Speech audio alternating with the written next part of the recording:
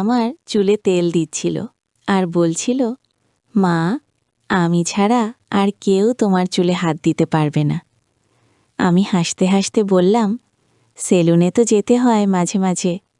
সে তেল মাখানো বন্ধ করে দিয়ে বলল, তুমি আর সেলুনে যাবে না, আমি তোমার সব কাজ করব। আমি তার দিকে ফিরে তাকালাম। সে আমার কাঁধে হাত রেখে বলল, মা, একটি স্বামী যেমন তার স্ত্রীর সব কিছুর দায়িত্ব নেয়, আমিও তেমনি তোমার সব দায়িত্ব নিতে চাই। তেলের গন্ধ আমার চারপাশে ছড়িয়ে রইল। সে আমার মুখের দিকে তাকিয়ে বলল, মা, আমি তোমাকে ভালোবাসি, একটি নারী হিসেবে। তুমি আমাকে বিয়ে করো, আমরা এই ঘরে নতুন জীবন শুরু করি।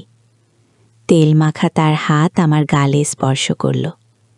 এই গল্পটি সম্পূর্ণ শুনলে আপনাদের পানি অটোমেটিক বের হয়ে যাবে। সো যত দ্রুত সম্ভব হাতের কাছে টিস্যু নিয়ে বসে পড়ুন। বিছানার চাদর যেন নষ্ট না হয় সেটা সম্পূর্ণ খেয়াল রাখার অনুরোধ জানিয়ে গল্পটি এখন শুরু করব। তার আগে সর্বশেষ অনুরোধ, দয়া করে এমন পানি বের করার গল্প নিয়মিত শুনতে আমাদের চ্যানেলটি সকলেই সাবস্ক্রাইব করুন। ধন্যবাদ।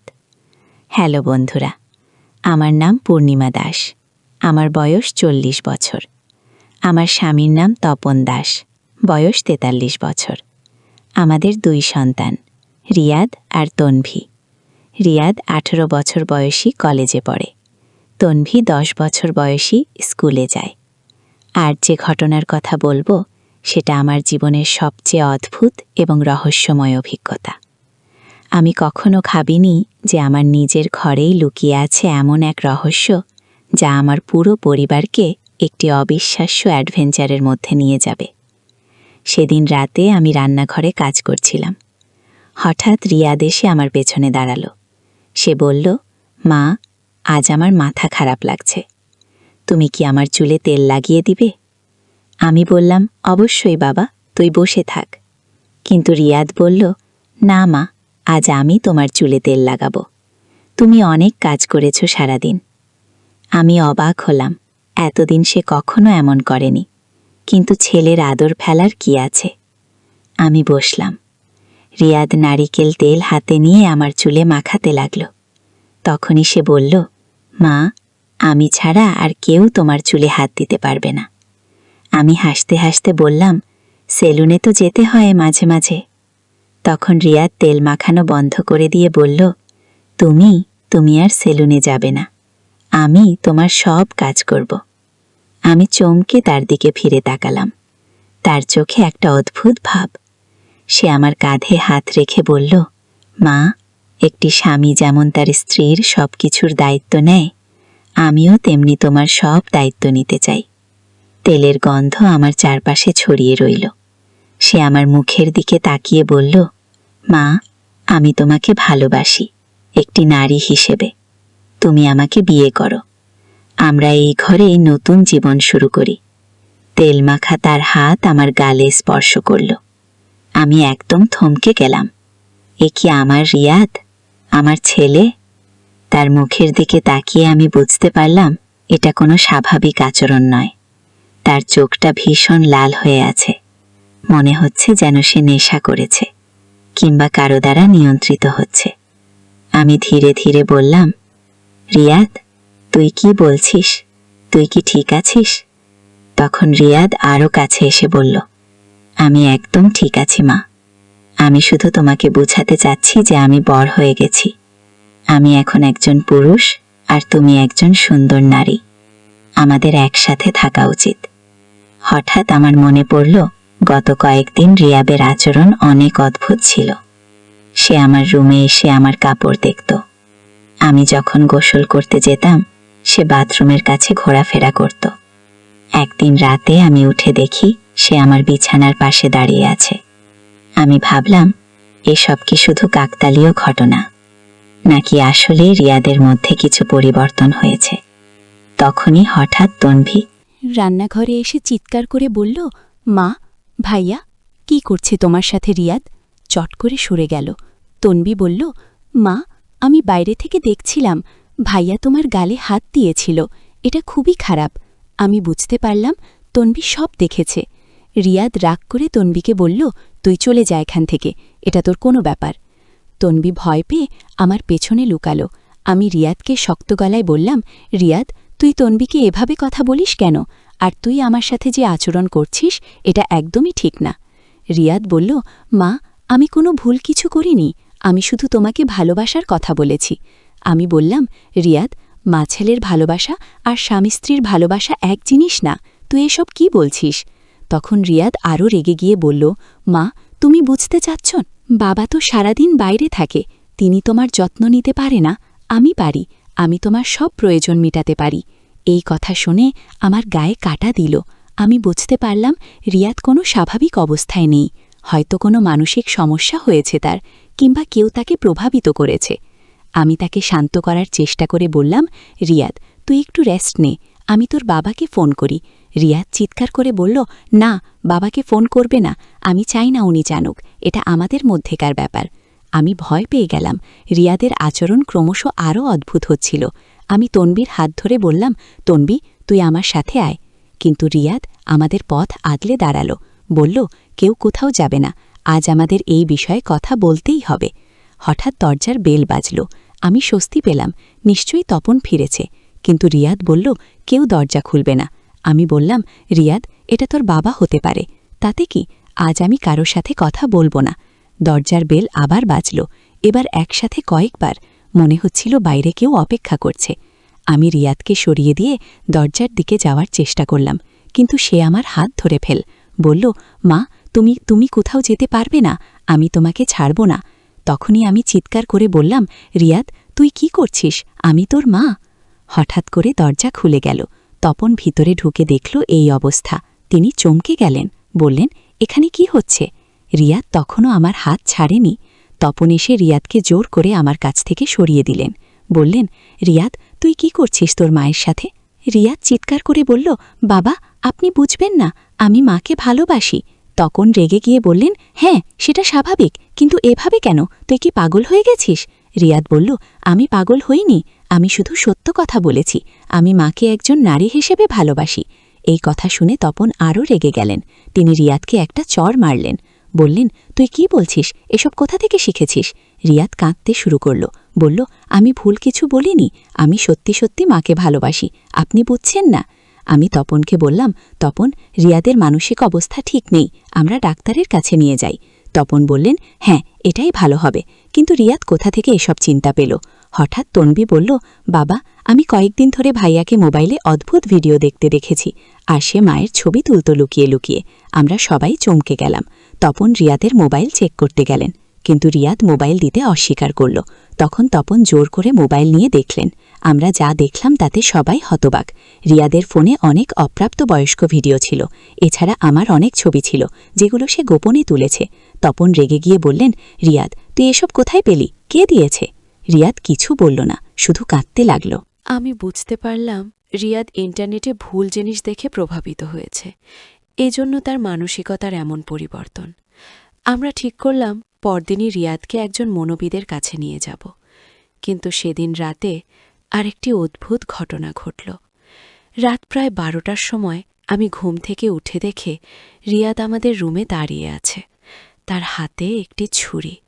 আমি ভয়ে চিৎকার করলাম। তপন জেগে উঠলেন। রিয়াদ বলল, আমি আর পারছি না, যদি আমি মাকে পেতে না পারি তাহলে কেউ পাবে না। তপন লাফিয়ে উঠে রিয়াদের হাত থেকে ছুরি ছিনিয়ে নিলেন। রিয়াদ মাটিতে বসে পড়ে কাঁদতে লাগল। আমরা বুঝলাম ব্যাপারটা খুবই গুরুতর। আমরা সেই রাতেই পুলিশে খবর দিলাম। পুলিশ এসে রিয়াদকে নিয়ে গেল, কিন্তু পরদিন তারা জানালো যে রিয়াদ কোনো অপরাধী নয়, সে মানসিক অসুস্থতায় ভুগছে। তারা তাকে একটি মানসিক হাসপাতালে ভর্তি করে দিল। ডাক্তাররা বললেন, রিয়াদ ইন্টারনেট অ্যাডিকশন এবং অশ্লীল বিষয়বস্তুর প্রভাবে এই অবস্থায় চলে গেছে, তার চিকিৎসা প্রয়োজন। কিন্তু এখানেই শেষ নয়। আসল রহস্য তখন শুরু হল যখন ডাক্তাররা রিয়াদের আরও গভীর পরীক্ষা করলেন। তারা জানালেন যে রিয়াদের খাবারে কোনো ড্রাগ মেশানো হয়েছে, এমন ড্রাগ যা মানুষের যৌন আকাঙ্ক্ষা বাড়িয়ে দেয় এবং তাদের বিকৃত চিন্তা করতে বাধ্য করে। আমরা হতবাক, কে রিয়াদের খাবারে ড্রাগ দিয়েছে, কেন? পুলিশ তদন্ত শুরু করল। তারা আমাদের বাসার সব খাবার পরীক্ষা করল, কিন্তু সেখানে কোনো ড্রাগ পেল না। তখন তারা রিয়াদকে জিজ্ঞাসা করল সে কোথায় খেয়েছে। রিয়াদ বলল গত সপ্তাহে সে তার বন্ধু আকাশের বাসায় গিয়েছিল, সেখানে তারা পার্টি করেছে। পুলিশ আকাশকে জিজ্ঞাসা করল। আকাশ স্বীকার করল যে তারা পার্টিতে কিছু নেশা জিনিস ব্যবহার করেছে, কিন্তু তারা জানত না এই জিনিসের এতটা মারাত্মক প্রভাব আছে। আকাশ বলল তারা এই জিনিস পেয়েছে কলেজের একজন সিনিয়র ভাইয়ের কাছ থেকে। সেই ভাই নাকি বলেছিল এটা খেলে মেয়েদের সাথে কথা বলতে সাহস পাওয়া যায়। পুলিশ সেই সিনিয়র ভাইকে খুঁজে বের করল। তার নাম জাহিদ। জাহিদকে গ্রেফতার করার পর পুরো কাহিনী বেরিয়ে এলো। জাহিদ একটি বড় ড্রাগ রিংয়ের সদস্য ছিল। তারা কলেজ ভার্সিটির ছেলে মেয়েদের টার্গেট করে এই জিনিস বিক্রি করত। তাদের উদ্দেশ্য ছিল তরুণদের নৈতিকভাবে ধ্বংস করে দেয়া। এই ড্রাগ রিংয়ের মূল হোতা ছিল রফিক নামের একজন। রফিক বিদেশ থেকে এসব ড্রাগ এনে দেশের তরুণদের মধ্যে ছড়িয়ে দিত। পুলিশ রফিকের ঠিকানা খুঁজে পেল, কিন্তু যখন তারা রফিকের বাসায় রেড করতে গেল, দেখো সেখানে রফিক নেই। তার বাসায় প্রচুর ড্রাগ পাওয়া গেল, কিন্তু রফিক পালিয়ে গেছে। পুলিশ রফিকের খোঁজ করতে লাগল, কিন্তু হঠাৎ একটি অদ্ভুত খবর এলো। রফিকের লাশ পাওয়া গেছে একটি নদীতে। পুলিশ তদন্ত করে জানল রফিককে কেউ খুন করেছে, কিন্তু কে, কেন? এই রহস্যের সমাধান হলো কয়েক সপ্তাহ পরে। রফিকের মোবাইল ফোন চেক করে পুলিশ জানতে পারল যে সে একটি বড় আন্তর্জাতিক ড্রাগ চক্রের সাথে যুক্ত ছিল। এই চক্রের সদস্যরা বিভিন্ন দেশে কাজ করত। তাদের উদ্দেশ্য ছিল তরুণদের নৈতিকতা নষ্ট করে সমাজের ভিত্তি দুর্বল করা। রফিক এই চক্রের বাংলাদেশি শাখার প্রধান ছিল, কিন্তু সে লোভে পড়ে চক্রের টাকা আত্মসাৎ করেছিল। এজন্য চক্রের অন্যরা তাকে খুন করেছে। পুলিশ এই চক্রের অন্যান্য সদস্যদের গ্রেফতার করতে শুরু করল, কিন্তু এরা খুবই চালাক ছিল। তারা বিভিন্ন ছদ্মবেশে কাজ করত। এই সময় আমাদের পরিবারে আরেকটি অদ্ভুত ঘটনা ঘটল। তনভি একদিন স্কুল থেকে ফিরে কাঁদতে কাঁদতে বলল, মা, আমার ক্লাসের একটা মেয়ে অদ্ভুত কাজ করছে। আমি জিজ্ঞেস করলাম কি হয়েছে তনভি? যে এই বিশেষ প্রোগ্রামে তারা ছেলে মেয়েদের ব্যক্তিত্ব বিকাশের নামে কিছু শেখায়, আমার সন্দেহ আরও বাড়ল। আমি তপনের সাথে পরামর্শ করলাম। আমরা ঠিক করলাম কোচিং সেন্টারে একবার যাব। আমরা গেলাম সেখানে। মূল শিক্ষক মিস্টার রহমান আমাদের সাথে কথা বললেন। তিনি খুবই ভদ্র এবং শিক্ষিত মানুষ মনে হলো, কিন্তু আমি লক্ষ্য করলাম তার অফিসের একটি কোণে কিছু বই রাখা আছে, যেগুলোর নাম অদ্ভুত। আমি একটি বইয়ের নাম পড়তে পারলাম, তরুণদের মনস্তাত্ত্বিক নিয়ন্ত্রণ। এটা দেখে আমার আরও সন্দেহ হলো। আমি তপনকে ইশারায় জানালাম। আমরা সেদিন বাসায় ফিরলাম, কিন্তু পরদিন আমি একা গেলাম কোচিং সেন্টারে। আমি বললাম আমি আমার ছেলে রিয়াদকে ভর্তি করাতে চাই। রহমান সাহেব খুশি হলেন। তিনি আমাকে একটি ফর্ম দিলেন পূরণ করতে। ফর্মে অনেক ব্যক্তিগত তথ্য চাওয়া হয়েছিল, পরিবারের সবার নাম, বয়স, পেশা, আর্থিক অবস্থা, এমনকি পারিবারিক সমস্যার কথাও জানতে চাওয়া হয়েছিল। আমি বুঝলাম এগুলো সাধারণ ভর্তির ফর্ম নয়, এগুলো তথ্য সংগ্রহের ফর্ম। আমি ফর্মটি নিয়ে বাসায় চলে এলাম, তপনকে দেখালাম। তপনও একমত হলেন যে এটা সন্দেহজনক। আমরা পুলিশকে জানালাম। পুলিশ বলল তারা কোচিং সেন্টারটি নজরদারিতে রাখবে। কয়েকদিন পর পুলিশ জানালো যে তারা প্রমাণ পেয়েছে কোচিং সেন্টারটি আসলে সেই আন্তর্জাতিক চক্রের একটি শাখা। তারা সেখানে রেড করল, রহমান সাহেবকে গ্রেফতার করল। তার কাছ থেকে অনেক গুরুত্বপূর্ণ তথ্য পাওয়া গেল। রহমান সাহেব স্বীকার করলেন যে তারা শিক্ষার নামে ছেলে মেয়েদের মগজ ধোলাই করত, তাদের নৈতিকতা নষ্ট করে দিত। তাদের পরিকল্পনা ছিল পুরো দেশের তরুণ সমাজকে নষ্ট করে দেয়া, যাতে দেশ দুর্বল হয়ে পড়ে। এই চক্রের পেছনে ছিল একটি বিদেশি শক্তি, যারা বাংলাদেশের ক্ষতি করতে চাইত। পুলিশ এই তথ্যগুলো সরকারের কাছে পৌঁছে দিল। সরকার এই বিষয়ে গুরুত্ব দিয়ে ব্যবস্থা নিল। দেশব্যাপী অভিযান চালিয়ে এই চক্রের অনেক সদস্যকে গ্রেফতার করা হলো। কিন্তু আমাদের পরিবারের জন্য এই ঘটনার প্রভাব দীর্ঘস্থায়ী হল। রিয়াদের চিকিৎসা চলতে লাগল। ডাক্তাররা বললেন সে সুস্থ হয়ে উঠবে, তবে সময় লাগবে। আমি প্রতিদিন হাসপাতালে গিয়ে রিয়াদের সাথে দেখা করতাম। ধীরে ধীরে সে স্বাভাবিক হয়ে উঠতে শুরু করল। একদিন রিয়াদ কাঁদতে কাঁদতে আমাকে বলল, মা, আমি খুব লজ্জিত। আমি তোমার সাথে যেভাবে আচরণ করেছি তা ক্ষমার অযোগ্য। আমি তাকে বুঝালাম যে এটা তার দোষ নয়, সে বিশেষ ড্রাগের প্রভাবে এমন করেছে। রিয়াদ বলল, কিন্তু মা, আমি তো জানতাম এগুলো ভুল, তারপরও কেন করলাম? আমি বললাম, বাবা, মানুষ যখন নেশায় থাকে তখন সে সঠিক ভুল বুঝতে পারে না। তুই এখন ভালো হয়ে গেছিস, সেটাই আসল। রিয়াদের চিকিৎসক ডক্টর করিম বললেন, রিয়াদ এখন সম্পূর্ণ সুস্থ, তবে তাকে কিছুদিন পরামর্শ নিতে হবে। 3 মাস পর রিয়াদ বাসায় ফিরে এলো। সে সম্পূর্ণ পরিবর্তন হয়ে গিয়েছিল, আগের মতো ভালো ছেলে হয়ে উঠেছিল। রিয়াদ আমাকে বলল, মা, আমি এখন বুঝতে পেরেছি কতটা খারাপ অবস্থায় ছিলাম। আমি তোমার কাছে ক্ষমা চাই। আমি তাকে বুকে জড়িয়ে ধরলাম, বললাম, তুই আমার ছেলে। মা কখনো তার সন্তানকে ক্ষমা না করে পারে না। এরপর রিয়াদ আবার পড়াশোনায় মনোযোগ দিল। সে বলল, মা, আমি এখন অন্য ছেলে মেয়েদের সাবধান করার কাজ করতে চাই, যাতে তারা আমার মতো ভুলে না পড়ে। আমি খুশি হলাম। আমার ছেলে শুধু সুস্থ হয়েই ওঠেনি, সমাজের জন্য কিছু করতে চাই। রিয়াদ স্কুল কলেজে গিয়ে ছেলে মেয়েদের বোঝাতে শুরু করল। তার নিজের অভিজ্ঞতা শেয়ার করে অন্যদের সতর্ক করত। অনেক বাবা মা রিয়াদের কাছ থেকে পরামর্শ নিতে আসত। তারা জানতে চাইত কিভাবে সন্তানদের এই ধরনের বিপদ থেকে রক্ষা করা যায়। রিয়াদ বলতো, সবচেয়ে বড় কথা হলো বাবা মায়ের সাথে সন্তানদের খোলামেলা কথা বলার সম্পর্ক রাখতে হবে। সন্তানরা যেন ভয় না পায় যে বাবা মা রেগে যাবে। আমি দেখলাম আমাদের এই ভয়াবহ অভিজ্ঞতা থেকে একটি ইতিবাচক দিক বের হয়ে এসেছে। আমরা অন্য পরিবারগুলোকে সাহায্য করতে পারছি। তনবিও বদলে গিয়েছিল। সে আগের চেয়ে অনেক বেশি সচেতন হয়ে উঠেছিল। সে তার বন্ধুদের নিয়ে একটি দল তৈরি করুক, যারা অন্য শিশুদের এই ধরনের বিপদ সম্পর্কে সতর্ক করত। তপনও আমাদের এলাকায় একটি সচেতনতা কমিটি তৈরি করলেন। সেখানে বাবা মা, শিক্ষক এবং স্থানীয় নেতারা একসাথে কাজ করতেন। এই কমিটি নিয়মিত সভা করত এবং এলাকার সবাইকে এই ধরনের বিপদ সম্পর্কে সচেতন করত।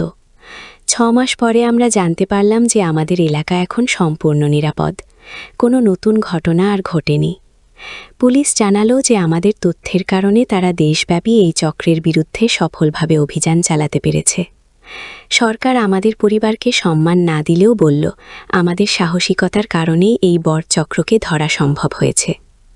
কিন্তু আমার কাছে সবচেয়ে বড় পুরস্কার ছিল আমার ছেলে রিয়াদ সুস্থ হয়ে ওঠা। আজ রিয়াদ একটি বিশ্ববিদ্যালয়ে পড়ছে। সে মনোবিজ্ঞান নিয়ে পড়াশোনা করছে। তার স্বপ্ন হলো মানসিক স্বাস্থ্য নিয়ে কাজ করা। রিয়াদ বলে, মা, আমি যা ভুগেছি তা যেন অন্য কেউ না ভোগে। আমি সেই কাজ করতে চাই। তনবি এখন উচ্চ মাধ্যমিকে পড়ে। সে খুবই ভালো ছাত্রী। তার স্বপ্ন হলো সাংবাদিক হওয়া। সে বলে, মা, আমি এমন খবর করব যা মানুষকে সচেতন করবে, যাতে সমাজের ক্ষতিকর জিনিসগুলো সবাই জানতে পারে। তপন এখনও সেই সচেতনতা কমিটির সাথে কাজ করেন। তিনি বিভিন্ন স্কুল কলেজে গিয়ে বাবা মাদের সচেতন করেন। আর আমি এখন একটি এনজিওতে কাজ করি, যেটি পারিবারিক সমস্যা নিয়ে কাজ করে। আমার অভিজ্ঞতা অনেক পরিবারকে সাহায্য করছে। আর যখন এই গল্প বলছি তখন মনে হচ্ছে যেন এক জীবনকাল পেরিয়ে গেছে, কিন্তু আসলে মাত্র 2 বছর আগের ঘটনা। এই 2 বছরে আমরা শিখেছি যে পরিবার হলো সবচেয়ে শক্তিশালী দুর্গ। যদি পরিবারের সদস্যরা একে অপরের প্রতি খোলামেলা থাকে, তাহলে কোনো বাইরের শক্তি তাদের ক্ষতি করতে পারে না। আমরা আরও শিখেছি যে সমাজের সবাইকে একসাথে কাজ করতে হয়। একা একা কেউ এই ধরনের বড় সমস্যার মোকাবেলা করতে পারে না। রিয়াদ এখন প্রায় বলে, মা, সেদিন যদি তুমি হাল ছেড়ে দিতে, তাহলে আমি হয়তো কখনো সুস্থ হতে পারতাম না। তোমার সাহসের কারণেই আজ আমি এখানে। আমি তাকে বলি, বাবা, একজন মা তার সন্তানের জন্য যে কোনো কিছু করতে পারে। তুই আমার সন্তান, আমি তোকে ছাড়তে পারি না। আজ আমাদের পরিবার আগের চেয়ে অনেক বেশি শক্তিশালী। আমরা একে অপরকে বিশ্বাস করি, একে অপরের সাথে সবকিছু শেয়ার করি। আমরা জানি যে জীবনে আরও চ্যালেঞ্জ আসবে, কিন্তু আমরা আর ভয় পাই না, কারণ আমরা জানি একসাথে থাকলে কোনো সমস্যাই আমাদের হারাতে পারে না। এই গল্প শেষ করার আগে আমি সবাইকে বলতে চাই, আপনার সন্তান যদি হঠাৎ আচরণে পরিবর্তন দেখায়, তাহলে তাকে বকাঝকা না করে বোঝার চেষ্টা করুন। হয়তো সে কোনো সমস্যায় পড়েছে। পরিবারের সাথে খোলামেলা কথা বলার পরিবেশ তৈরি করুন। সন্তানরা যেন মনে করে তারা যে কোনো সমস্যার কথা বাবা মাকে বলতে পারে। আর সবচেয়ে বড় কথা, আশেপাশের পরিবেশের প্রতি সজাগ থাকুন। কোচিং সেন্টার, বন্ধু-বান্ধব, ইন্টারনেট, সব জায়গায় বিপদ লুকিয়ে থাকতে পারে। কিন্তু ভয় পেবেন না, সচেতন থাকুন, আর মনে রাখবেন, পরিবারের ভালোবাসা এবং একাত্মতা যে কোনো সমস্যার সমাধান করতে পারে। আমাদের এই রহস্যময় এবং ভয়াবহ অ্যাডভেঞ্চার শেষ হয়েছে একটি সুন্দর পরিমণিতে। আমরা সবাই এক হয়ে একটি বড় বিপদ থেকে বেরিয়ে এসেছি। আজ যখন আমি আমার পরিবারের দিকে তাকাই, তখন গর্ব হয়। আমরা প্রমাণ করেছি যে সত্যিকারের পারিবারিক বন্ধন কতটা শক্তিশালী হতে পারে।